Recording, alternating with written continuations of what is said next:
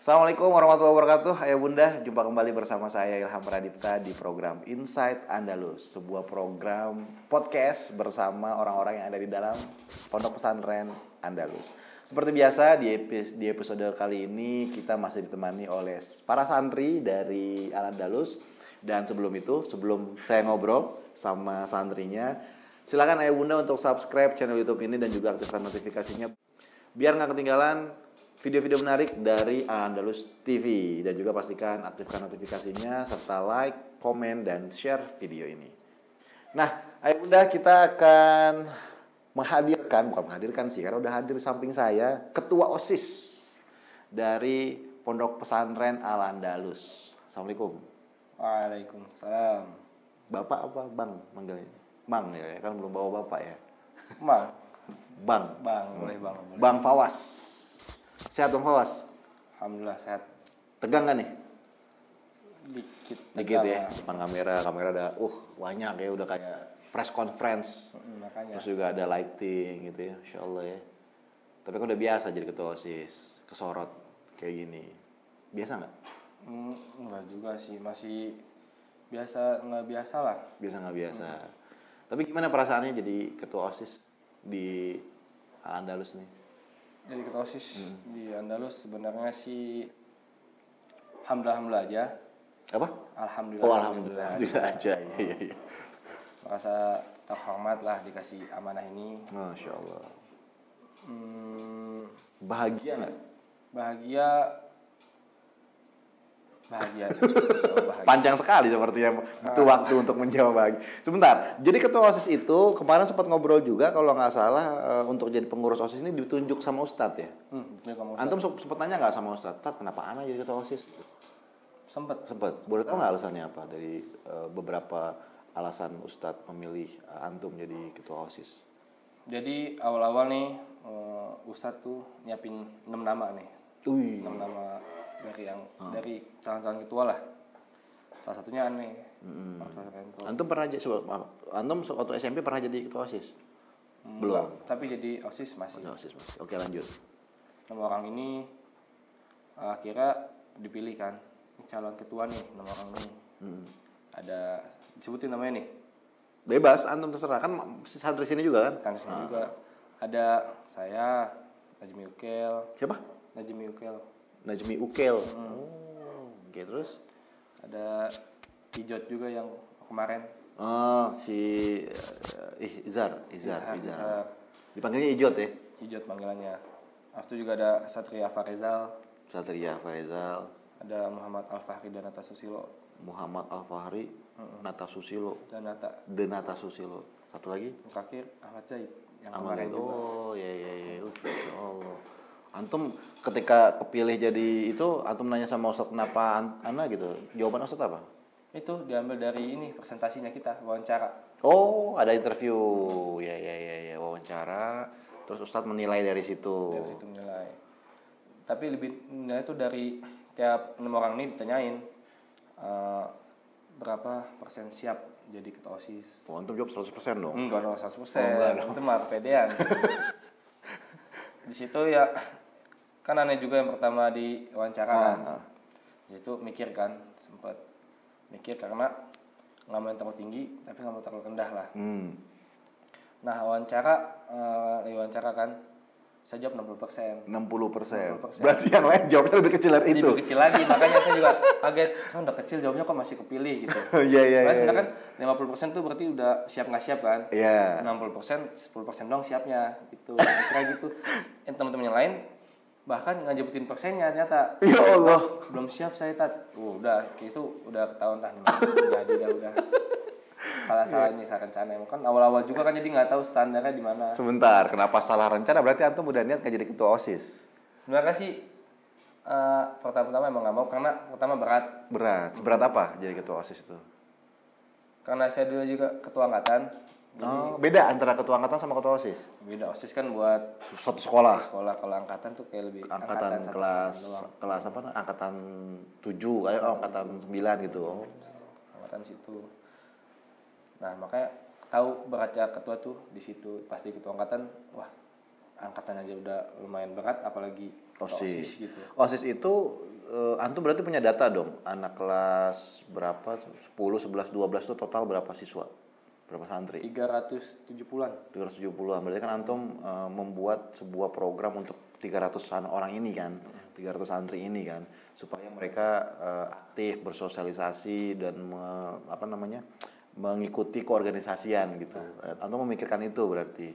Tapi bagian sulitnya di mana untuk antum dan 300 siswa santri tersebut tuh yang berada di ruang atau lingkungan yang sama 24 jam? Kan selalu ketemu. Bagian sulit tuh di mana kita sebagai OSIS nih, anggota OSIS kan memiliki beberapa peraturan. Misalnya dari lugoh nih, lugoh kan kita wajib lugoh. Iya. Beneran wajib lugoh. Nah, di mana di situ kita harus pastiin anggota kita tuh lugohnya udah jalan apa belum. Oh, di situ memastikan program itu udah jalan apa belum. Dan itu antum pertanggungjawaban kepada ustadz pembina. Iya, kalau ya dari anggota OSIS udah nggak jalan, Andalos juga gak bakal jalan gitu kan. Pasti mulai kan dari OSIS dulu kan, karena yang bikin tuh apa-apa OSIS peraturan OSIS semua. Iya. Nah, di situ tuh berat tuh. Dan antum berapa punya program total? Ada berapa divisi total? 6 apa aja? Pertama tim saya tim inti, tim asas. Isinya kayak ketua, wakil, sekretaris, sekben gitu. Nah, kedua ada lugoh, tim divisi lugoh. Bagian bahasa, divisi riadoh, bagian olahraga. Habis itu juga divisi khidmatul amah. Khidmatul amah itu pelayanan umum. Misal kayak UKS, UKP. Itu masuknya ke situ. Kesehatan gitu. Makanan juga kayak matam, tempat makan gitu. Masuk ke pelayanan umum. Terakhir, Marifah. Apa tuh Marifah tuh? Marifah kayak lebih ke perpustakaan. Bagian sholat juga tuh di mana? Fasilitas berarti. Antum ngurusin itu juga. Berarti OSIS itu juga mendukung sekolah juga ya artinya ya untuk program dan juga memastikan ekstrakurikuler juga berjalan dari OSIS. Berat juga ya? Makanya berat.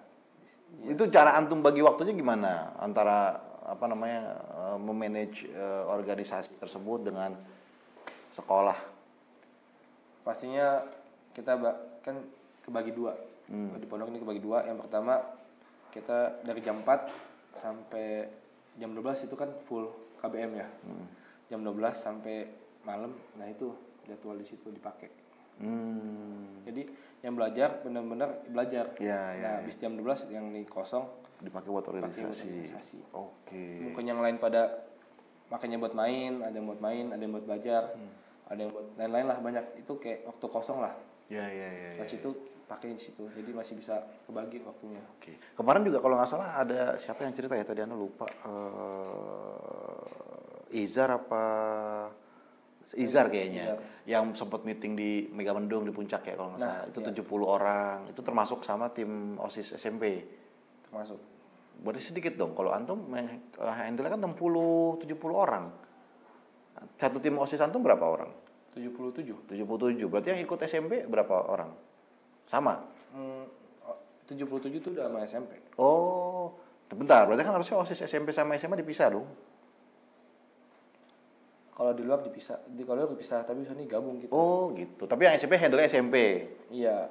Oke. Anda pikir tuh 77 itu SMA, 77 SMP, nggak begitu? Enggak. Banyak banget. Iya, makanya tadi Anda mikir banyak banget gitu.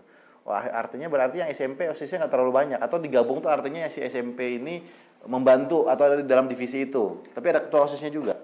Ada ketua OSIS SMP, tapi ya gitu minor, cuma 15 orang lah. Orang dari 77 itu 15-nya tim SMP. 15 tim. Dia tetap memiliki program untuk SMP-nya.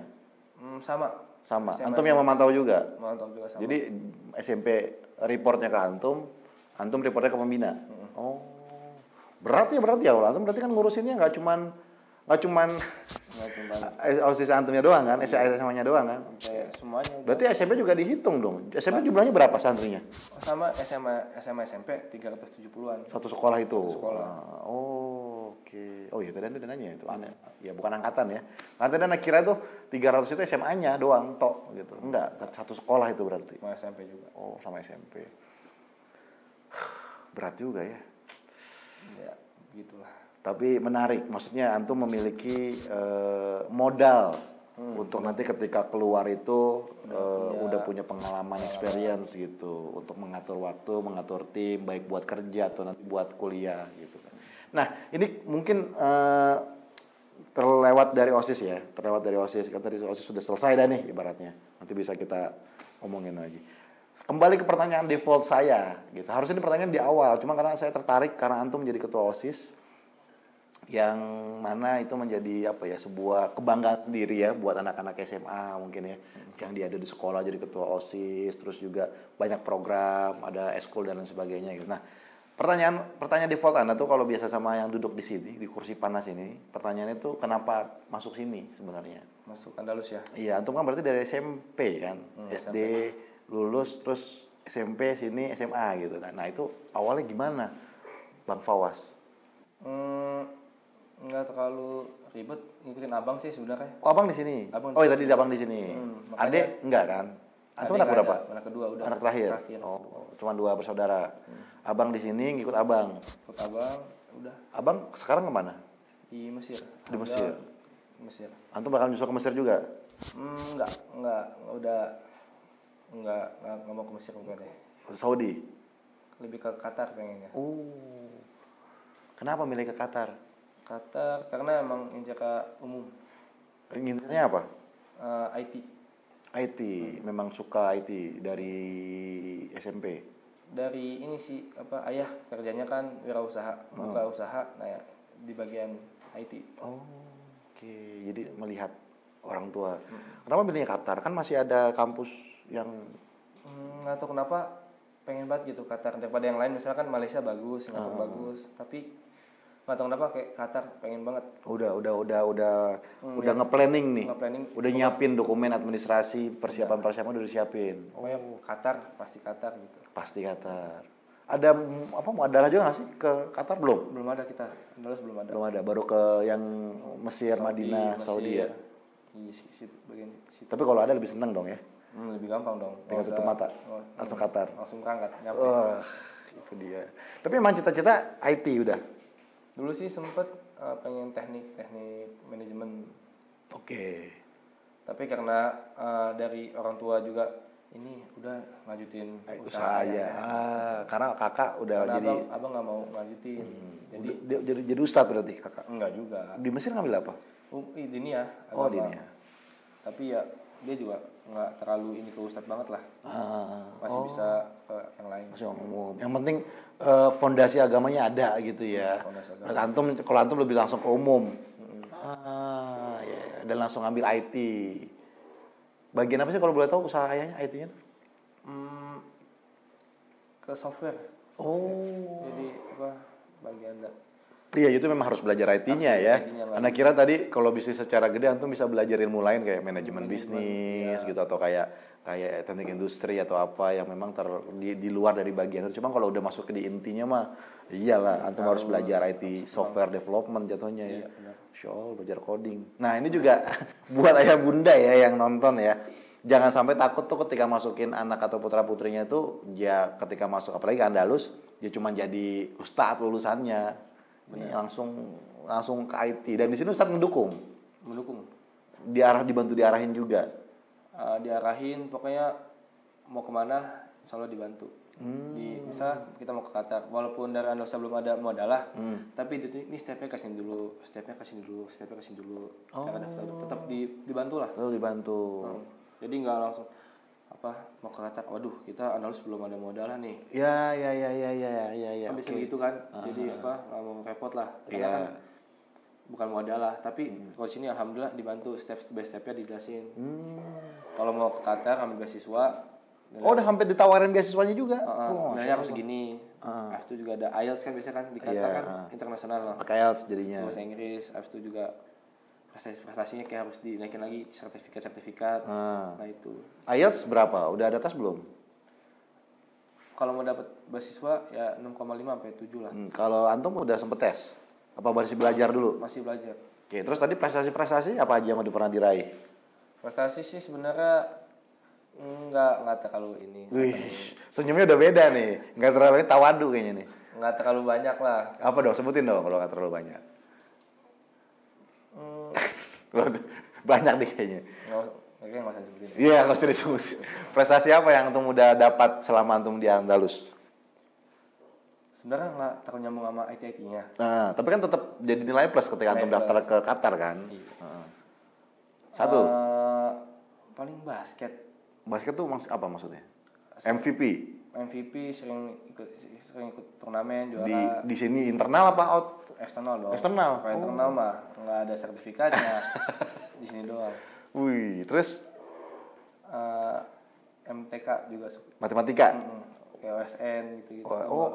Olimpiade, oke. Terus juara medali kemarin tuh sempat emas apa? Matematika ini. Pokoknya medali di antara 3 itulah. Kalau basket MVP terus. Berapa kali? Udah dapet 6 piala apa 7 piala? 6 piala, 7 piala. Dari SMP. Dari SMP. Kelas Ya. 8. Berarti antum dari kelas 8 tuh udah tinggi dong badannya? Udah, alhamdulillah udah tinggi. Setinggi ini? Enggak. Tapi udah beda lah sama anak-anak yang Udah lainnya. Udah mulai tumbuh lah. Terus kalau tadi apa namanya? Basket, terus apa tadi? MTK apa lagi? Apalagi? Ini paling apa? Science. Science itu apa? Science yang IPA. Praktikum gitu. Biologi gitu. Juara juga? Lebih olimpiade kan nggak pakai juara, pakai medali. Oh iya. Lo sorry. Medali. Sertifikat. Medali apa itu yang IPA itu? Sempat kemarin emas juga sempat, silver juga pernah. Jadi berarti ada banyak lomba yang diikutin. Berarti medali udah berapa banyak tuh yang antum punya? 5 apa 6 gitu. Enggak tahu. Tapi lumayan. Ya, terus apa lagi? Udah. Medali 5 atau 6, katakan 6 lah.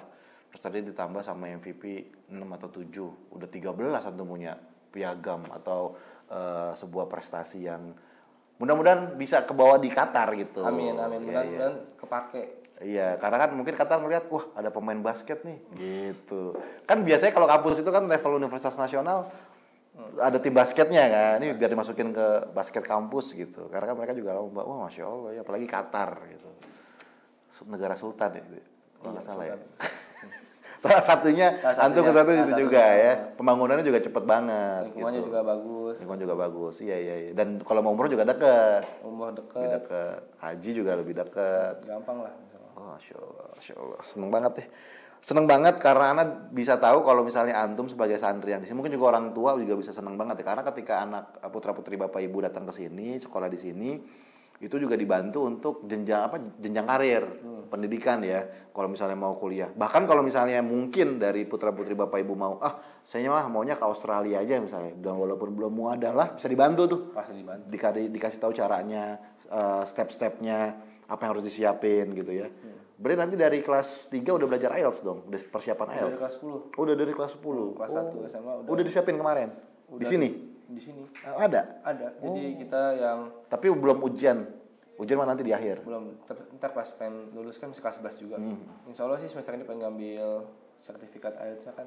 Nah, tapi pernah iseng ikut tes ini kan apa namanya? Pasti ada dari apa sih namanya istilahnya? Demonya apa kayak gitu? Iya kayak iya, pretest gitu. Tes gitu pernah. Udah berapa skornya? 5,5 terakhir. Dikit lagi lah. Dikit lagi insyaallah. Insya Allah. Karena itu emang IELTS susah sih katanya. Iya, 5,5 aja udah lumayan gede segitu. 6,5 tadi dia beasiswanya ya. Beasiswa. Insyaallah. Bisa lah. 6,5 kayak apa?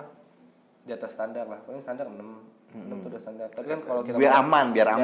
Iya, 6,5 tuh biar aman. Di situ di 6,5 pokoknya udah aman gitu.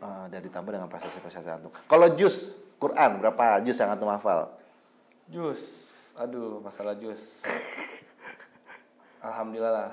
Ya, alhamdulillah itu sesuai dengan standarnya Al-Andalus. Standar pas-pasan lah. Kita ngikutin aja apa yang disuruh. Iya, kalau ngikutin berarti minimal 10 kalau nggak salah di sini. Belum ke bawah. 10 tapi ya? 10 tapi itu buat lulus. Oh, buat lulus. Ya maksudnya kalaupun lulus tetap 10 kan? Iya, pasti. Iya, yang penting kan 5 juz terakhir udah hafal. Udah dong.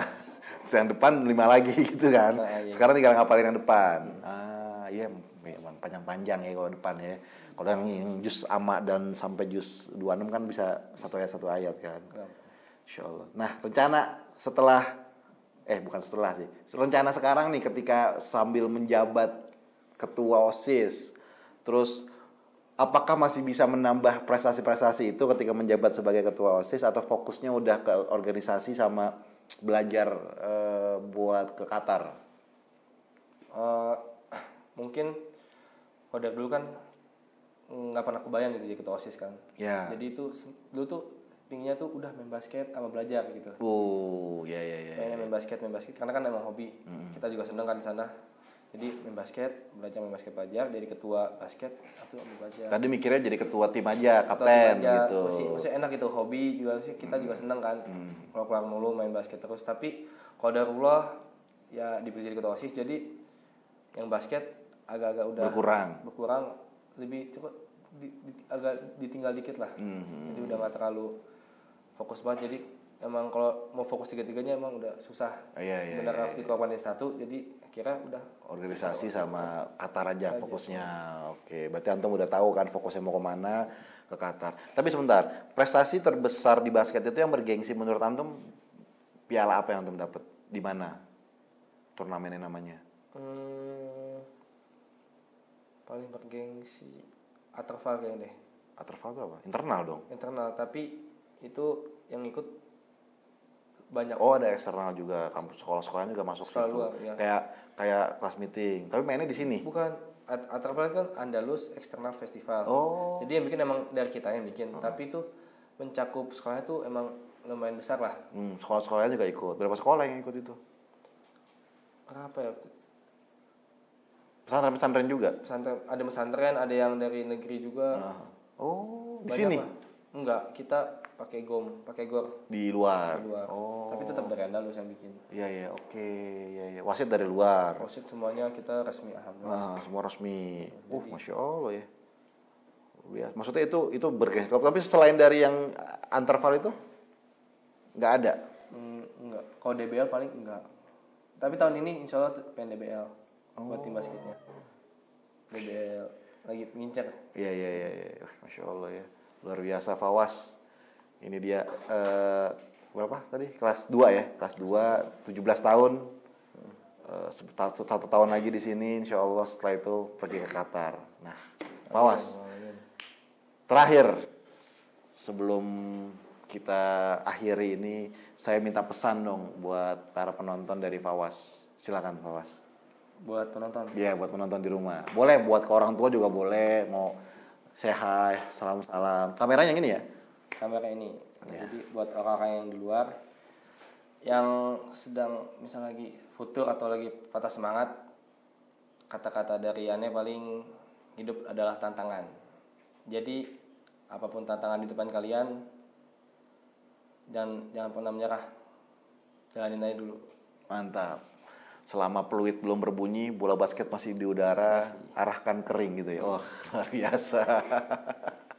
Fawas, ini dia Ayah Bunda. Nah, buat Ayah Bunda juga yang ingin putra-putrinya menjadi bagian di Pondok Pesantren Andalus, bisa cek di deskripsi. Nanti di situ ada nomor telepon admin dan Ayah Bunda bisa tanya kapan waktu pendaftarannya dan masih ada apa enggak seatnya, jangan sampai kehabisan gitu ya.